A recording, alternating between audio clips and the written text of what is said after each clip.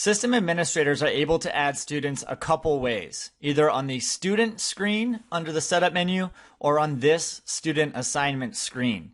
And it's a very similar process except for one caveat that I'll explain in a minute.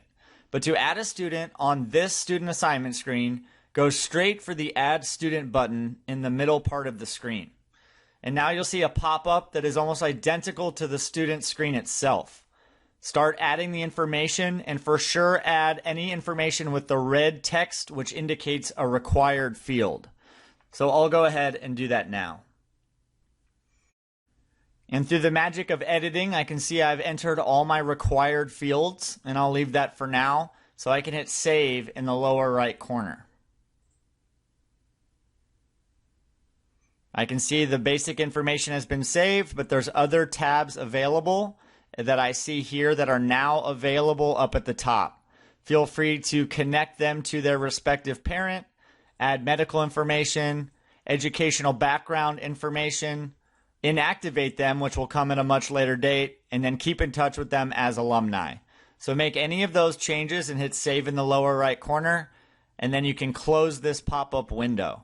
So I don't see the student anywhere because they are not yet selected in any part of this group. So I could very quickly go to the unassigned section and see that student. So this is the caveat that I mentioned before.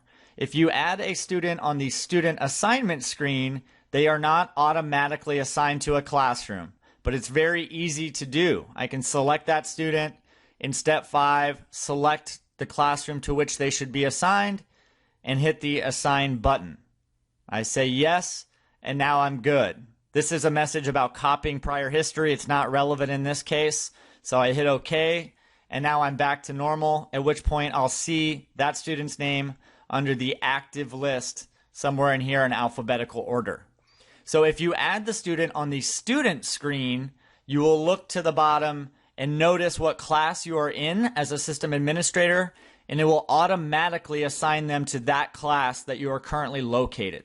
So it's a quick choice. You can either add them here in the main frame, so to speak, and quickly assign them, or go to the student screen and automatically assign them if you're in the correct class. Either way, the records will be consistent throughout, and you can continue to add students.